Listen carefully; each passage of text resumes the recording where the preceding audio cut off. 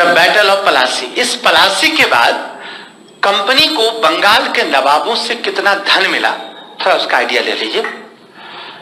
यह घटना है हमारा 1757 की।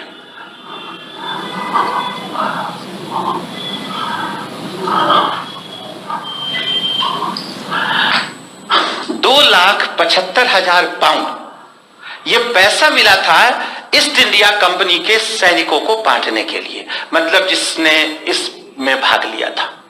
इसके बाद 2,25,00,000 रुपया बंगाल के नवाब ने 3 वर्षों के अंदर विभिन्न मदों में ईस्ट इंडिया कंपनी को प्रदान किया था, फ्रॉम 1757 टू 1760। इसके अलावा 34,000 पाउंड की निजी जागीर लॉर्ड क्लाइव को दी गई थी, 1759 में दिया गया था। यह रकम दी गई अन्य सुविधाओं के अलग से, जैसे फ्रेंच कॉलोनी ये सब इनको दिया गया था, वो सब अलग से। आप ये देखिए कि ये अमाउंट गए थे बैटल ऑफ पलासी के बाद। ठीक है, बैटल ऑफ पलासी के बाद एक अगली लड़ाई होती है, द बैटल ऑफ बक्सर, 1764। और इसके बाद एक समझौता होता है, the treaty of Allahabad, at present Prayagraj, the treaty of Allahabad. इस इलाहाबाद की संधि के द्वारा ईस्ट इंडिया कंपनी को क्या मिला? The Diwani rights of Bengal, Bihar and Orissa. Diwani right का मतलब है कि रेवेन्यू कलेक्ट करने का, संग्रह करने का अधिकार मिला ईस्ट इंडिया कंपनी को। मान लीजिए 1765 में एक अमाउंट हम परिकल्पना करते हैं जेड, ये अमाउंट कलेक्ट हुआ। इस कलेक्ट हुए अमाउंट में से कितना पैसा इनको मुगल बादशाह को देना था? Any idea?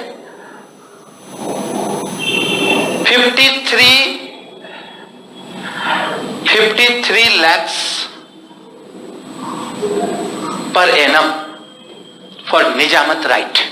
निजामत जो अधिकार थे उसके लिए इनको 53 lakhs देना था। अब सुनिए, इसमें से फिर 26 लाख रुपया, 26 lakhs पर एनम इनको देना था दीवानी राइट्स के बदले। ये दोनों रकम इनको देना था मुगल बादशाह को। तो आप जेड में से ये दोनों रकम को माइनस कर लीजिए, तो कितना हो जाएगा? मान लीजिए वाई आ गए। अब वाई रकम में से कौन सा अमाउंट माइनस जाएगा? अगर कंपनी 3 राज्यों से रेवेन्यू कलेक्ट करती है तो ये रेवेन्यू कलेक्ट करने के लिए उनको ऑफिसर्स की नियुक्ति करनी पड़ेगी, ऑफिसेस खोलने पड़ेंगे। तो ऑफिस को खोलने और नियुक्ति के लिए जो पैसा आएगा वो मान लीजिए कि इसमें से हम मान लेते हैं कि 10 लाख रुपया इनका खर्च होता है। तो अब जो फाइनली रिकॉर्ड आया वो एक्स, यानी कि एक्स वो रकम है जो कंपनी के पास बचा फाइनली। अब आप समझिए, दीवानी राइट्स के बाद कंपनी के पास जो रकम आए उसमें से बादशाह को दी गई रकम, इलाहाबाद की संधि में इसका जिक्र है, इनको दे दिया गया। फिर इसमें से एडमिनिस्ट्रेटिव एक्सपेंडिचर निकाल दिया, अब ये रकम बचे। अब इस रकम से वो क्या करेगा? इस रकम को अगर वो सीधे भारत से बाहर ले जाता तो यह एक प्रकार का लूट कहलाता। लेकिन कंपनी ने क्या किया? इस रकम को भारत से सीधे बाहर नहीं ले गया और इसको कर दिया इन्वेस्टमेंट। इन्वेस्टमेंट इन इंडिया, ये भारत में निवेश किया। और भारत में कैसे निवेश किया?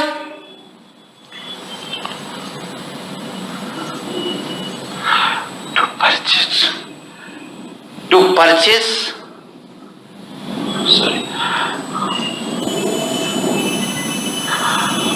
Indian goods. अब इन्होंने क्या किया कि भारतीय वस्तु को खरीदा, और भारतीय वस्तु को खरीद कर इन्होंने क्या किया? एक्सपोर्ट्स कर दिया। क्यों किया? आपको याद होगा वास्को डी गामा ने जो सामान भेजा था 60 गुने ज्यादा कीमत, इसका मतलब यूरोप में डिमांड थी एक्सपोर्ट। अब इस एक्सपोर्ट जब करेंगे तो इनको क्या मिलेगा? प्रॉफिट। और प्रॉफिट कहां पहुंचेगा?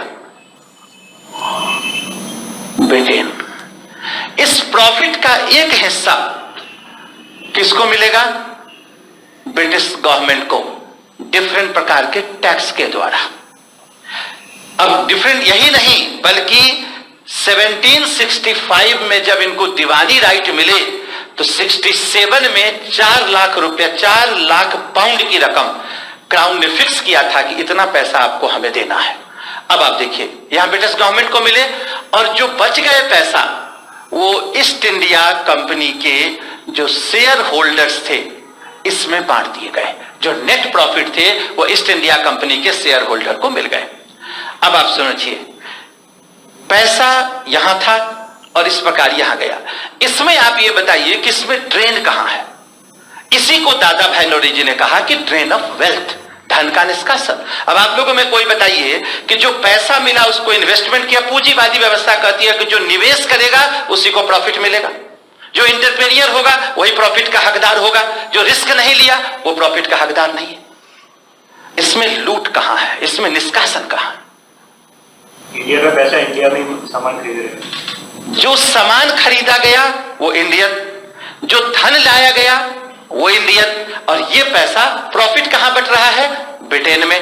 सरकार को मिल रहा है, शेयर होल्डर को मिल रहा है। तो ये जो रकम ब्रिटेन में यहां पहुंच रहा था, इसी को कहा ड्रेन ऑफ वेल्थ, धन का निष्कासन।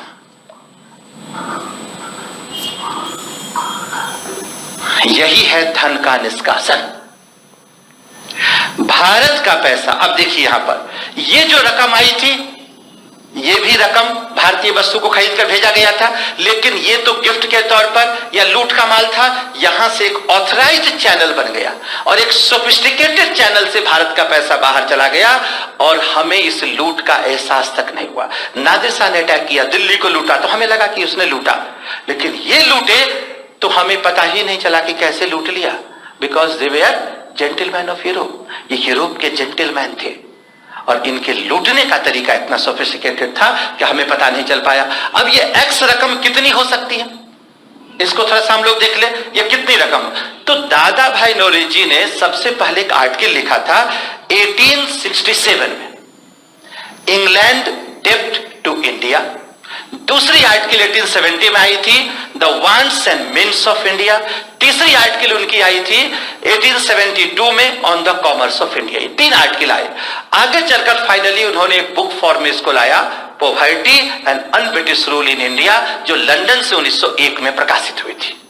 आगे चलकर उसी समय एक और अर्थशास्त्री थे, राष्ट्रवादी अर्थशास्त्री थे, RC Dutt, the economic history of India, ये भी लंदन से 1902-3 में प्रकाशित हुई थी, 2 वॉल्यूम में आई थी। एक तीसरे राइटर है उस समय, महादेव गोविंद रानाडे, उनकी भी आई है एसेज ऑन इंडियन इकोनॉमिक्स, ये भी किताब प्रकाशित हुई 1902 में। यानी कि 1901 से 1903 के बीच ये तीनों किताबें आई है। 3 नाम कौन कौन है, फिर से नाम सुन ले, दादा भाई नौरोजी, आरसी दत्त और Mahadev Govind Ranade, popularly known as Justice Ranade. अब सुने, अब इन्होंने जो ये बताया है दादा भाई नौरोजी ने, दादा भाई नौरोजी का कहना था कि ये अमाउंट कितना है, यानी कि धन के निष्कासन की राशि क्या है,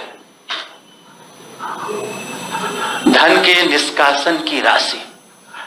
इसके संबंध में इन्होंने कहा है कि 1757 से लेकर 1765, यानी कि जब पलासी की लड़ाई हुई और इलाहाबाद की संधि हुई, इस बीच में कितना पैसा लिया गया, तो इनका कहना था कि ये 60 लाख पाउंड पर एनम दिया गया।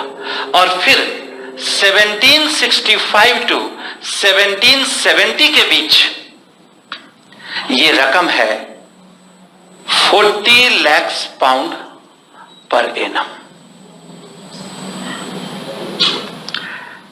60 लाख पाउंड प्रतिवर्ष और 40 लाख पाउंड। अब ये तो एब्सोल्यूट डेटा है, आपको आज के डेट में ये समझने में दिक्कत होगी कि उस समय इसकी परचेजिंग कैपेसिटी क्या थी। इसको एक दूसरे डेटा से समझिए कि ये जो रकम थी, that was 1/3 of the total revenue of Bengal Bihar Orissa, 1/3 of the total revenue of Bengal Bihar Orissa, Bihar Bengal Orissa के कुल रेवेन्यू का ये 1/3 हिस्सा था जो भारत से बाहर भेजा जा रहा था।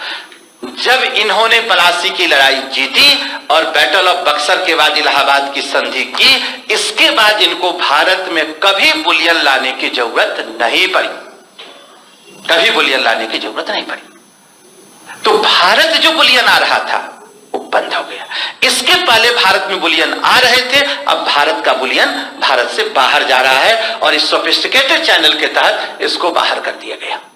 अब ये जो धन का निष्कासन हुआ, इस धन के निष्कासन में अब ब्रिटेन में क्या होगा, इनके पास पैसा आएगा और यहां होगा कैपिटल फॉर्मेशन, पूंजी का निर्माण, और इस कैपिटल फॉर्मेशन के बाद यहां होगा इंडस्ट्रियल रिवॉल्यूशन। इनका पिक टाइम है, इनका समय है 750 से लेकर 1800, पिक टाइम 1770s माना जाता है इंडस्ट्रियल रिवॉल्यूशन। तो भारत से जो पैसा गया उसकी बड़ी अहम भूमिका रही ब्रिटिश इंडस्ट्रियल रिवॉल्यूशन में, और हमारे ही लूटे गए पैसे से इन्होंने वहां इंडस्ट्रियल रिवॉल्यूशन कर लिया। इंडस्ट्रियल रिवॉल्यूशन किया, पैसे कमाए, सूट बूट टाई और हैट लगाया और राजू बन गया जेंटलमैन। अब वो पूरे विश्व को बता रहा है कि what is civilization, what is culture, क्योंकि अब उसके पॉकेट में पैसा है। ठीक है, आप देखिए अगर कोई व्यक्ति का जींस पैंट फटा हो तो हमें क्या होगा, एक सिंपैथी आएगा कि उसके फटे। लेकिन अगर वही फटे हुए जींस पैंट से अगर वो BMW और मर्सिडीज से उतरे तो आपको लगेगा कि नहीं ये फैशन का पार्ट है। नहीं, आजकल जींस पैंट आप जाइएगा शोरूम में फाड़ करके मिलते हैं, कट करके, उसकी कीमत ज्यादा होती है। क्यों? क्योंकि ये ब्रिटिश कल्चर है। अब यहां देखिए कैपिटल फॉर इंडस्ट्रियल रिवॉल्यूशन हुआ, अब ये 1770 इंडस्ट्रियल रिवॉल्यूशन हुआ। अब इंडस्ट्रियल रिवॉल्यूशन जब यहां पर हो जाएंगे तो इंडस्ट्रियल रिवॉल्यूशन में बहुत सारे फैक्टर जिम्मेवार थे, लेकिन उसमें से एक फैक्टर कैपिटल फॉर्मेशन भी था। एक अमेरिकन इतिहासकार है हॉब्सबॉम, शायद नाम सुना होगा आपने, रिसेंटली है और बहुत ही वेल नोन हिस्टोरियन है हॉब्सबॉम। हॉब्सबॉम ने कहा कि capital it was a important factor for industrial revolution but not the factor for industrial revolution. ये एक कारण हो सकता है, एकमात्र कारण नहीं था, और भी बहुत सारे फैक्टर थे। क्योंकि मान लीजिए कि आपके पॉकेट में अगर 5000 रुपया है तो 5000 रुपये से आप क्या कर सकते हैं? एक तो आप उससे किताबें खरीद सकते हैं, अपने नॉलेज को इनहेंस कर सकते हैं, और दूसरी ओर अपनी गर्लफ्रेंड को ले जाकर किसी रेस्टोरेंट में खाना खिला सकते हैं। पहला इन्वेस्टमेंट है, दूसरा एक्सपेंडिचर है। हालांकि दूसरा भी अपने प्रकार का एक इन्वेस्टमेंट ही है, लेकिन आप इकोनॉमिक के टर्म में समझिए कि एक इन्वेस्टमेंट है और दूसरा एक्सपेंडिचर है। ब्रिटेन ने की जो पैसा आया उसने इसको इन्वेस्टमेंट किया, अन्य देशों ने उसको खर्च कर लिया। सबसे ज्यादा बुलियन किस देश ने कमाया, आपको आइडिया है? 5 देश में से एक बताइए। ब्रिटेन, फ्रांस, स्पेन, पुर्तगाल और हॉलैंड। सबसे ज्यादा बुलियन कहां है? स्पेन में। सबसे ज्यादा बुलियन स्पेन में कमाया, और बड़े आश्चर्य की बात है स्पेन में कभी इंडस्ट्रियल रिवॉल्यूशन नहीं हुआ। इसका मतलब है कि स्पेन के लोगों का टेम्परामेंट निवेश का नहीं था, वहां नहीं हुए निवेश, ब्रिटेन में हुए। और जहां तक पैसे की बात है, भारतीय रजवाड़ों के पास भी कम पैसे नहीं थे, लेकिन इन्होंने कभी भी निवेश नहीं किया। हमारे यहां पैसा कहां खर्च हुआ? लग्जरी में। हमारे यहां कहां पैसा खर्च हुआ? दीवाने आम और दीवाने खास को सजाने में, जिसकी दीवारों पर लिख दिया गया गर फिरदौस बर रुई जमी अस्तो हमी अस्तो हमी अस्तो हमी अस्तो। अगर इस पृथ्वी पर कहीं स्वर्ग है तो यही है, यही है। लखनऊ जाइए, जो छोटा इमाम बाड़ा है उसका इंटरनल डेकोरेशन के लिए चीजें उस जमाने में बेल्जियम से मंगवाई गई थी। आप ये सोचिए कि हमारे यहां रजवाड़ों के पास पैसा था। टीपू सुल्तान जब पराजित हुए थे तो 3 करोड़ रुपया वार कंपनसेशन दिया था, और पंजाब के महाराजा दलीप सिंह जब हारे थे तो उन्होंने 1.5 करोड़ रुपया वार कंपनसेशन दिया था। ये करोड़ों रुपये उनके पास थे, लेकिन वो उसको इंफ्रास्ट्रक्चर में खर्च नहीं कर रहे थे, साइंस एंड टेक्नोलॉजी में खर्च नहीं कर रहे थे। हम क्यों पश्चिम से पिछड़े? ना एंशिएंट काल में पीछे थे, ना मिडिएवल में पीछे थे, हम पीछे हुए मॉडर्न काल में। मॉडर्न टाइम में क्या है कि हमने उनको निवेश नहीं किया, specially in the field of science and technology. एक बहुत पहले एक फिल्म आई थी पूरब और पश्चिम। पूरब और पश्चिम में फिल्म का नायक मनोज कुमार विदेश जा रहा है पढ़ने के लिए। तो गांव के एक बुजुर्ग व्यक्ति उनसे कहते हैं कि क्या समय आ गया, एक समय था जब विदेश से लोग भारत में आते थे ज्ञान प्राप्त करने के लिए, आज भारत के लोग विदेश जा रहे हैं। तो नायक उनकी बात को बीच में काटते हुए कहता है, ज्ञान नहीं बाबा विज्ञान, आज देश को विज्ञान की जरूरत है। अब फिल्म देखिएगा कभी यूट्यूब पर। कहा कि ज्ञान नहीं, कहा कि ज्ञान हमसे ज्यादा किसी के पास नहीं है, भारत में जितने ज्ञान है वो कितने किसी के पास नहीं है, हम पिछड़े कहां, विज्ञान में। कहता है ज्ञान नहीं बाबा विज्ञान, आज देश को विज्ञान की जरूरत है। यह है साइंस एंड टेक्नोलॉजी। हम पिछड़ गए पश्चिम से, क्यों? क्योंकि हमने साइंस एंड टेक्नोलॉजी में इन्वेस्टमेंट नहीं किया। पश्चिम में जिस समय Kepler, Copernicus, Galileo, Newton, Harvey तब आ रहे थे, उस वक्त हमारे यहां कोई इसके बराबर कोई साइंटिस्ट नहीं आया, क्योंकि हमने वो टेम्परामेंट वहां पर नहीं दे पाया जिसमें साइंटिफिक इन्वेंशन हो सके। आप देखिएगा यूरोप में ही गैलीलियो ने जब ये बात कही कि जो ये पृथ्वी सूर्य स्थिर है और पृथ्वी उसके चारों ओर घूम रही है, तो गैलीलियो कहां का था? इटली का था। वहां उसको स्वीकार नहीं किया गया, उसको अपनी बात वापस लेने के लिए बाध्य किया गया। गैलीलियो की मृत्यु एक मेंटली डिजॉर्डर, मानसिक विक्षिप्तावस्था में हुई, और जब वो सड़कों पर घूमता था तो कहता था कि जो भी हो घूमती तो पृथ्वी ही है। लोगों ने कहा कितना पागल आदमी, इसको कितनी बार चर्च में बुलाकर समझाया गया, नहीं माना। आगे चलकर देखिए न्यूटन आए और उसने मैथमेटिकल मेथड से प्रूफ कर दिया कि जो बात गैलीलियो कह रहे थे, जो बात केपलर और कोपरनिकस पहले कह चुके थे, वो सही है। और गैलीलियो की बात स्वीकार कर और न्यूटन की बात स्वीकार कर लिया गया। न्यूटन किस देश का था? ब्रिटेन का था। इसका मतलब है कि ब्रिटेन की जनता नवीन प्रौद्योगिकी के प्रति अधिक संवेदनशील थी। नहीं तो सेंसिटिवनेस का होना जरूरी है, सेंसिटिवनेस टुवर्ड्स मॉडर्न टेक्नोलॉजी। अब देखिए ये इंडस्ट्रियल रिवॉल्यूशन हो गए। अब इस इंडस्ट्रियल रिवॉल्यूशन में भारत से गए धन की क्या भूमिका थी, इसको समझिए। एक ब्रिटिश राइटर है मॉरिस डी मॉरिस, तो मॉरिस डी मॉरिस का कहना है कि भारत का जो धन था उसकी कोई विशेष भूमिका नहीं थी, क्योंकि यह टू ब्रिटेन के टोटल नेशनल इनकम का केवल 2% था। यह है आपको तरीका बता रहे स्टैटिकल डेटा का, क्योंकि हिस्ट्री में जो नई टेक्नोलॉजी है, नई जो राइटिंग्स आई है, जितने भी इतिहासकार हैं वे इस्तेमाल करते स्टैटिकल डेटा का, सांख्यिकी आंकड़े का। अब देखिए यहां पर इस पर ये 2% है। अब 2% ब्रिटेन में जो पैसा इंडस्ट्रियल रिवॉल्यूशन में लगा था वह ब्रिटेन के टोटल नेशनल इनकम का इनका कर है कि भारत से जो धन गया ब्रिटेन वो केवल 2% था। अब देखिए जो इंडियन हिस्टोरियन है, इन्होंने इसकी बात का खंडन करते हुए, स्पेशली सुमित सरकार ने इसकी खंडन करते हुए कहा कि ब्रिटेन में व्यापार और वाणिज्य और उद्योग पर जो पैसा लग रहा था वह ब्रिटेन के टोटल नेशनल इनकम का केवल 7% था, केवल 7% था। और इस 7% में 2% धन भारत का था।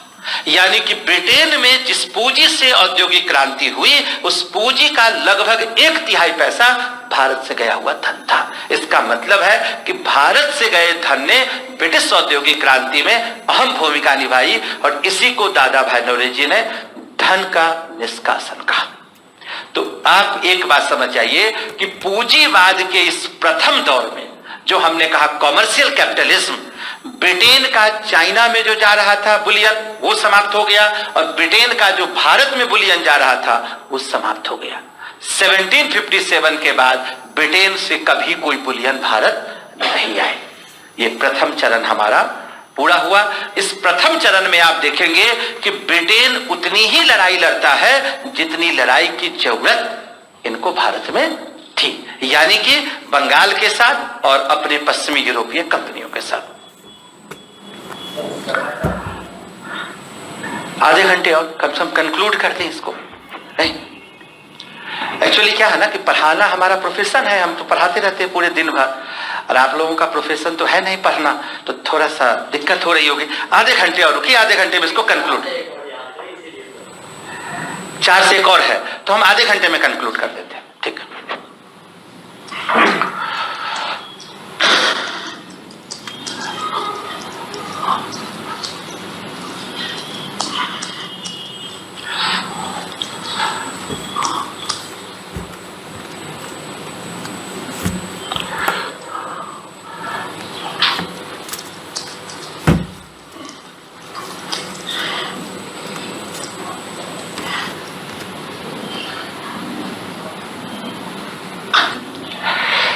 तो जो डायग्राम मुझे बनाने में टाइम लग रहा है वो मैं आपको पीपीटी पर दिखा दूं और वही समझा देते।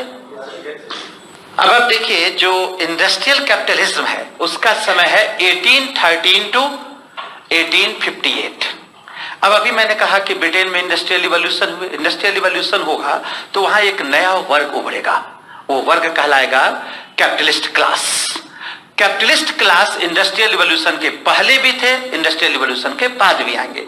तो जो पहले से थे वो कहलाएंगे कॉमर्शियल कैपिटलिस्ट क्लास और दूसरे होंगे इंडस्ट्रियल कैपिटलिस्ट क्लास।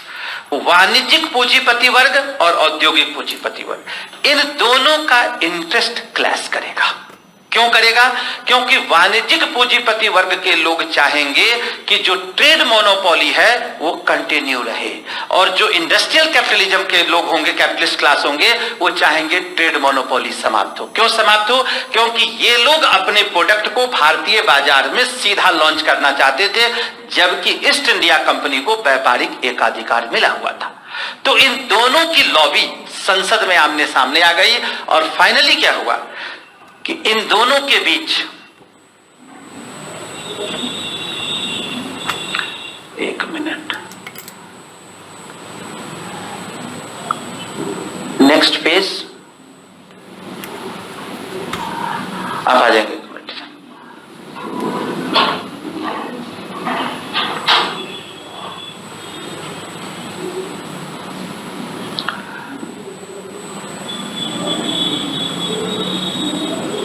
वाला है पहले जूम आउट कर दूं।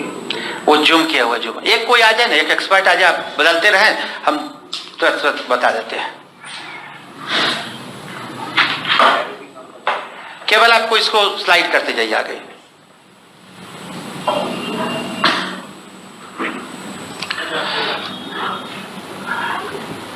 हाँ बस, और आगे। हाँ ये तो ब्लैंक है, हाँ, इसको सीधा कर दीजिए।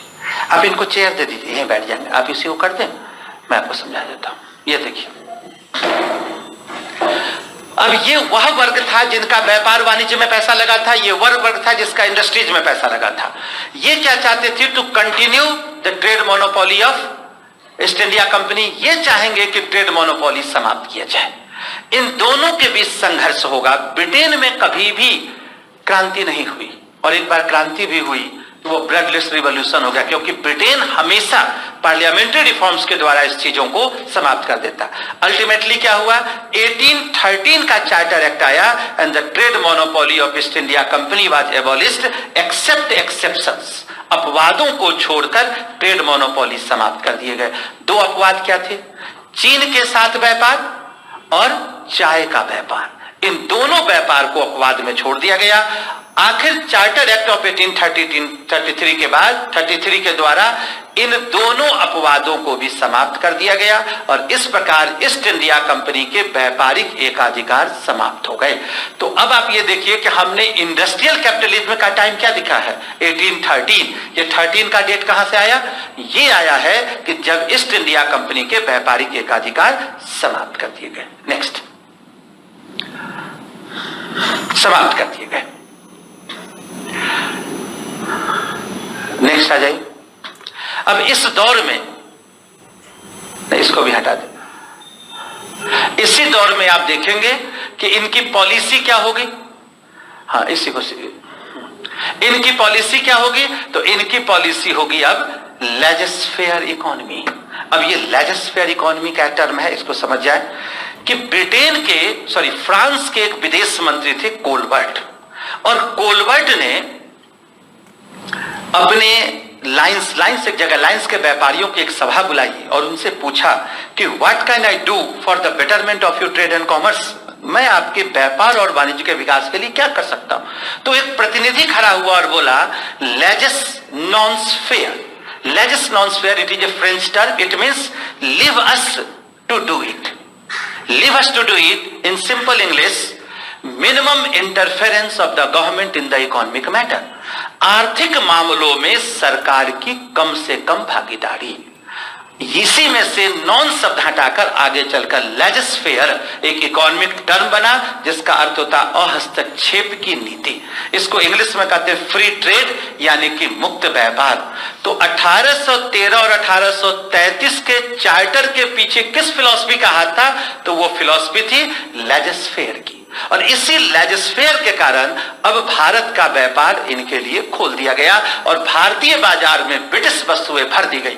इतनी ज्यादा ब्रिटिश वस्तुएं भर दी गई कि कार्ल मार्क्स ने 1867 में एक किताब लिखी थी दास कैपिटल। उसमें उन्होंने कहा कि जो भारत कभी सूती वस्त्र का निर्यातक देश था, आज सूती वस्त्र का आयातक मात्र देश बनकर रह गया। भारत से जो चीजें ब्रिटेन में भेजी जाती थी उस पर लगाए जाते थे 200 to 400% टैक्स। यह देखिए, ये जो भारत से भेजे जाते थे, जो इंडियन गुड्स भेजे जाते थे, 200 to 400% टैक्स लगाया जाता था। और ब्रिटेन का जो वस्तु आती थी वो आते थे 2 to 4%। हमारे यहां से जाता था इंडियन गुड्स, उनसे industrial product and finished good, औद्योगिक उत्पाद आते थे और तैयार माल आते थे। अब भारतीय वस्तुएं जब यहां जानी बंद हो गई तो इसके कंपनसेशन में अब जाने लगा raw material and food grains, कच्चा माल और खाद्यान्न यहां से जाने लगे। और इस प्रकार भारत कच्चे माल का निर्यातक और तैयार माल का आयातक देश मात्र बनकर रह गया। इससे इंडियन इंडस्ट्रीज समाप्त हो गए और भारत का जो उद्योग था, जो कुटीर उद्योग था, हस्तकरघा उद्योग था, कॉटेज इंडस्ट्रीज थे, हैंडीक्राफ्ट, वो सब समाप्त हो गए और भारत को एक दौर से गुजरना पड़ा जिसको कहा गया डी इंडस्ट्रियलाइजेशन, विऔद्योगीकरण। इस विऔद्योगीकरण का क्या परिणाम हुआ? नेक्स्ट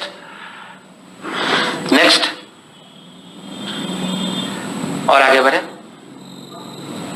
एक और आगे, नहीं पीछे आइए, बैक।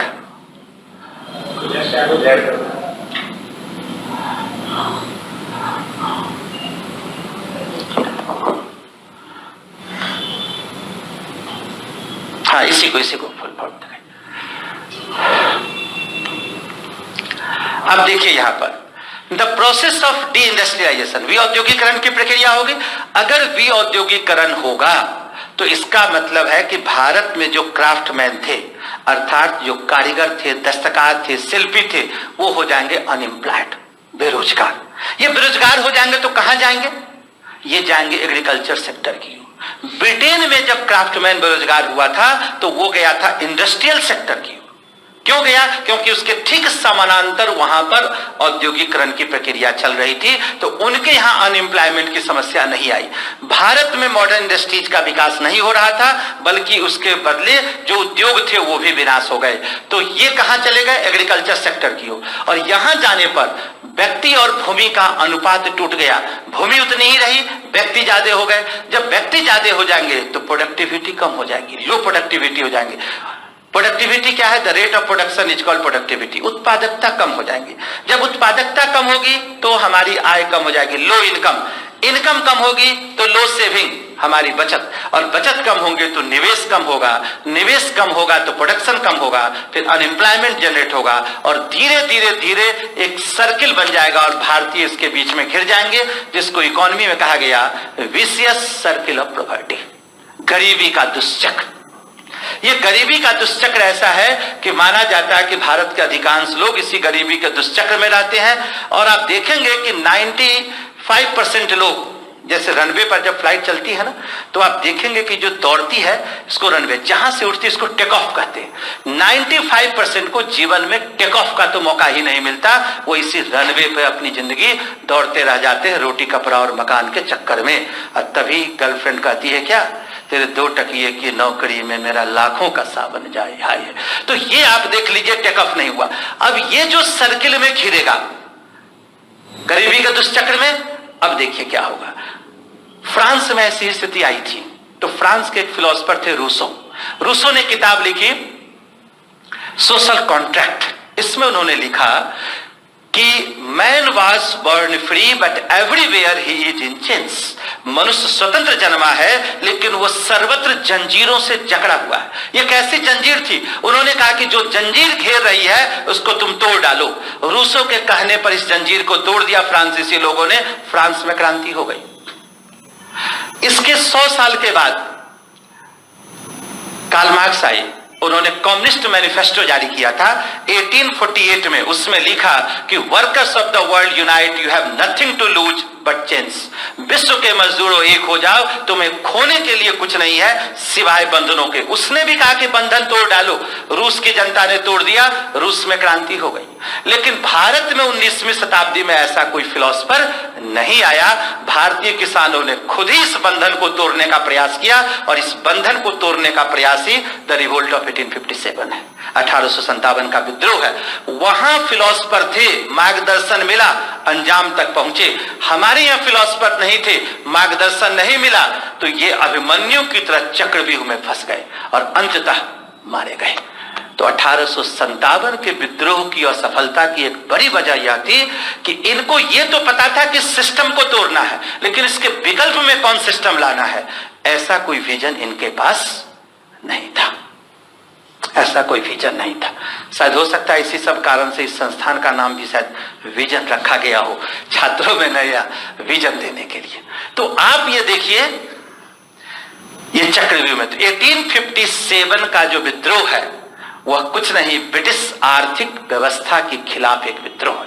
निस्संदेह यह चर्बी वाले कारतूस से हुआ था, लेकिन सबसे ज्यादा जो पार्टिसिपेंट क्लास था वो किसान वर्ग था।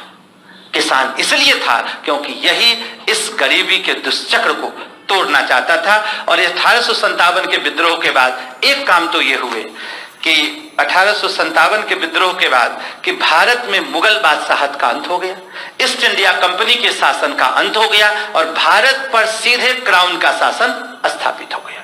तो क्राउन के शासन के स्थापित होने के साथ ही हम लोग थर्ड फेज में जाते उपनिवेशवाद के, और वह कहलाएगा financial capitalism. Next, third phase of the colonialism, financial capitalism. अब ये जो थर्ड फेज है फाइनेंशियल कैपिटलिज्म का, इसका मुख्य उद्देश्य क्या था ये समझिए। इस चरण का पहले अर्थ समझ ले। वित्तीय पूंजीवादी चरण से हमारा तात्पर्य भारतीय औपनिवेशिक भारत के उस कालखंड से है जिसमें ब्रिटेन भारत से कच्चे मालों और अनाजों का आयात करता था, तथा भारत में औद्योगिक उत्पाद तैयार मालों के साथ पूंजी का भी निर्यात करता था। अब एक नई बात जुड़ गई, कैपिटल। ये कैपिटल भी, दो चीजें तो हम पहले बता चुके थे, industrial product and finished good, इसके साथ ये तीसरी बात आ गई, कैपिटल। अब भारत में पूंजी का निवेश होगा। अब क्यों निवेश होगा, अब कैसे निवेश होगा इसको समझिए। पहली बात ये समझिए कि हम कहीं भी निवेश करते हैं, what was the important factors responsible for the investment in India. Bharat में क्यों निवेश करते हैं, तो निवेश के पीछे 5 इंपॉर्टेंट फैक्टर्स थे, ध्यान से सुनिएगा। पहला, availability of the raw materials, भारत में कच्चे मालों की उपलब्धता थी, specially coal and iron. Second point, availability of the land, भारत में भूमि की उपलब्धता थी। Third point, availability of the human resources, मानवीय संसाधनों की उपलब्धता थी। चौथा, अवेलेबिलिटी ऑफ द मार्केट, भारत में बाजार की उपलब्धता थी। And fifth one, security of the capital, पूंजी की सुरक्षा थी। 4 चीजें तो समझ में आ गई कि कच्चे माल थे, भूमि थे, ह्यूमन रिसोर्स थे, और चौथा मैंने बताया आपको कि एक बड़ा बाजार उपलब्ध था। 5वां बताइए कि सिक्योरिटी ऑफ द कैपिटल, पूंजी की सुरक्षा, ये 5वां फैक्टर कैसे आया, इसका क्या अर्थ है। 1757-58 के पहले भारत पे कंपनी का शासन था, और अब किसका शासन आ गया, अब क्राउन का शासन आ गया। तो क्राउन का शासन आ जाएगा, अब यदि आप भारत में पैसा लगाएंगे तो आपका पैसा सुरक्षित होगा, क्योंकि क्राउन ने जब ईस्ट इंडिया कंपनी को भारत से हटाया था तो उसे कंपनसेशन की रकम प्रदान किया था। तो उनको यह बात तय हो गई कि अगर हम भी कल यहां से हटेंगे तो हमें क्षतिपूर्ति की रकम मिलेगी। इसीलिए सिक्योरिटी, हम गवर्नमेंट जॉब के लिए क्यों जाते हैं, क्योंकि गवर्नमेंट जॉब में सिक्योरिटी है, जीवन के साथ भी और जीवन के बाद भी। तो इसी सिक्योरिटी के लिए हम जाते हैं गवर्नमेंट जॉब में। इसीलिए आईएएस और पीसीएस का इतना महत्व है, तो क्योंकि इसमें आपकी सिक्योरिटी है। अब देखिए, डिमांड एक शब्द में था, डिमांड के लिए भी 4 फैक्टर का होना जरूरी है। पहली, अवेलेबिलिटी ऑफ द कमोडिटी, वस्तु की उपलब्धता होनी चाहिए। प्राइस ऑफ द कमोडिटी, उसका एक मूल्य होना चाहिए। तीसरी बात कि कैपेसिटी टू पे, उसको खरीदने की क्षमता होनी चाहिए। And fourth one, willingness to pay price, हमारे व्यय करने की तत्परता होनी चाहिए। तो भारत में एक बड़ा बाजार पहले से उपलब्ध था। अब इसका क्रियान्वयन कैसे होगा? नेक्स्ट, अब देखिए क्रियान्वयन में 3 सेक्टरों में हमारे यहां सबसे ज्यादा पैसा लगा। एक तो लगा रेलवेज में, दूसरा माइंस में, तीसरा प्लांटेशन एग्रीकल्चर में। नेक्स्ट आइए, तो इसमें रेलवेज में पैसा क्यों लगा था? क्योंकि भारत में रेलवे के द्वारा भारतीय संसाधनों का दोहन हो सकता था। क्योंकि बंदरगाह से चीजें भारत के आंतरिक क्षेत्र में जा सकती थी, आंतरिक क्षेत्र की चीजें बंदरगाह तक पहुंच सकती थी, और यदि आवश्यकता हुई तो सेना को एक जगह से दूसरी जगह लाया ले जा सकता था। तो रेलवे का विकास भारत में ब्रिटिश औपनिवेशिक हितों की पूर्ति के लिए किया गया था। माइंस का इसलिए किया गया था क्योंकि ब्रिटिश उद्योगों के लिए भारतीय कच्चे माल की आवश्यकता थी। और तीसरी जो नई बात आई, प्लांटेशन एग्रीकल्चर। नेक्स्ट आ जाइए, यानी कि बागानी कृषि। इस क्रम में आप देखेंगे कि भारत में बड़े पैमाने पर, नहीं ये पूरा हो गया, छोड़ दीजिए इसको, पीछे कर दिए। भारत में देखिएगा बड़े पैमाने पर जिन चीजों में खेती हुई, जैसे tea, coffee, jute, sugarcane, opium, cotton, indigo, इन सब में निवेश किया गया। इसमें निवेश क्यों किए गए, इसके पीछे भी कारण है। इंटरनेशनल मार्केट में इसकी काफी डिमांड थी। दूसरी बात, भारत में अलग अलग प्रकार की क्लाइमेट उपलब्ध थे जिसमें इसका प्रोडक्शन हो सकता था। तीसरी बात, ब्रिटिश उद्योगों से इसकी कोई प्रतिद्वंदिता नहीं थी। ब्रिटिश सरकार ने इंस्ट्रक्शन दिया था कि भारत में कोई भी ऐसा व्यापारिक संबंध न विकसित किया जाए जिससे ब्रिटिश उद्योग को प्रतिद्वंदिता हो। तो जब इन सब चीजों की उत्पादन करते थे तो उससे ब्रिटिश उद्योग को कोई नुकसान नहीं था। और इसी दौर में अब रिएक्शन, एक रिएक्शन तो हमने देखा, एक रिएक्शन होता है कंस्ट्रक्टिव, एक डिस्ट्रक्टिव। तो डिस्ट्रक्टिव में रिवोल्ट ऑफ 1857 था, और एक कंस्ट्रक्टिव रिएक्शन हुआ जिसमें आ जाएगा सोशियो रिलीजियस रिफॉर्म मूवमेंट और cultural awakening, and it is also known as Indian Renaissance. और दूसरी बात, भारतीय स्वतंत्रता आंदोलन। ये भारतीय स्वतंत्रता आंदोलन का भी फेज इसी तृतीय चरण से जुड़ा हुआ है। तो बेसिकली उपनिवेशवाद से संबंधित हमारे ये 3 चरण है, और इस 3 चरण से ये सब घटनाएं परिघटित हुई। इसी में राजनीतिक घटनाएं भी साथ साथ चलती रही। अब इससे संबंधित क्या प्रश्न हो सकता है, इसकी हम चर्चा कर लें। एक सामान्य प्रश्न यह हो सकता है कि उपनिवेशवाद के विभिन्न चरणों की व्याख्या कीजिए। एक सामान्य प्रश्न यह हो सकता है कि किसी particular phase, commercial, capitalism, industrial या फाइनेंशियल से पूछ दिया जाए। एक प्रश्न काफी कॉम्प्लिकेटेड पूछा था, वो है, क्वेश्चन ये है, the head of the British Empire, the heyday of the British power in India was also the high moon of laissez-faire economic doctrine. इस क्वेश्चन को मैं हिंदी में बोल देता हूं।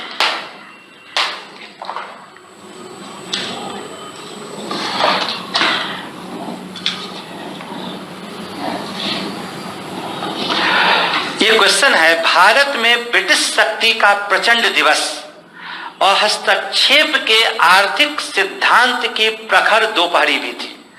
The head of the British power in India was also the high Noon of laser-fair economic doctrine.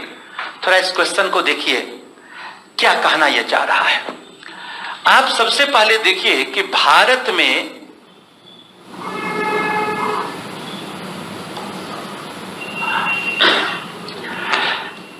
British शक्ति का प्रचंड दिवस और एक है लेजर-फेयर इकोनॉमी। तो आप बताएंगे कि लेजर-फेयर इकोनॉमी कब से कब भारत में रहा? 1813 में, अभी हमने चर्चा किया, और ये लेजर-फेयर इकोनॉमी रहा 1919 तक। यानी कि यह लेजर-फेयर इकोनॉमी का काल है।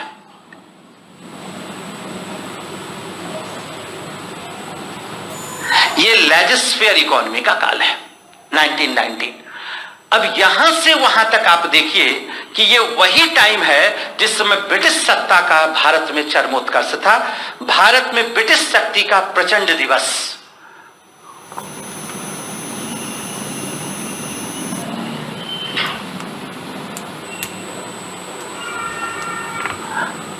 प्रचंड दिवस, ये कौन सा फेज है? यह है विक्टोरिया का युग, विक्टोरियाई युग। विक्टोरिया का शासनकाल है 1837 टू 1901, लगभग 64 ईयर्स उन्होंने शासन किया था। तो जो ये प्रचंड काल है, उसी काल में ये लेजिस्लेटिव इकोनॉमी है। आपको इसमें सबसे पहले ये बताना है कि इस सेंटेंस का अर्थ क्या है, इसमें कहना क्या चाह रहा है। इसमें आप प्रचंड दिवस बताइए और लेजिस्लेटिव इकोनॉमी बता दीजिए। दूसरे पैराग्राफ में आपको क्या लिखना है कि ब्रिटिश सत्ता का ये प्रचंड दिवस कैसे है। तो ब्रिटिश सत्ता का प्रचंड दिवस आप देख लीजिए कि भारत में यहां पे 1813 में जो सत्ता थी और 1919 तक, ये वो काल है जब जेनिथ का काल है। और इस समय भारत में ब्रिटिश सत्ता अपने चरमोत्कर्ष पर पहुंचा। और ये समाप्त कब हुआ है? 1919 में। और 1919 में इधर संरक्षणवादी नीति आरंभ हुई, संरक्षणवादी नीति आरंभ हो गई। और इसी समय भारत में जन आंदोलन आरंभ हुआ। ये दोनों चीजें आरंभ हुई कब? 1920s में। संरक्षणवादी नीति का आरंभ, मतलब ये भारतीय उद्योग के संदर्भ में है। तो आपको एक तो इसका अर्थ बताना है, दूसरा इसमें यह बताना है कि कैसे ये प्रचंड दिवस था। तो प्रचंड दिवस में आप 2-3 फैक्टर को कह सकते हैं। एक तो भारत में मुगल बादशाहत जैसे राजनीतिक घटनाक्रम में आप क्या क्या लिखेंगे? राजनीतिक घटनाक्रम में एक बार लिखेंगे मुगल बादशाहत का अंत हो गया, दूसरा ब्रिटिश कंपनी की शासन का अंत हो गया, और तीसरा ब्रिटिश क्राउन के शासन का आरंभ हो गया। और इसी ब्रिटिश क्राउन के शासन के में आप एक पॉइंट और भी लिख सकते हैं। ये ब्रिटिश का शासन काल शुरू हुआ था 1858 में, और इसी समय रॉयल टाइटल एक्ट भी पारित हुआ था, राजकीय उपाधि अधिनियम।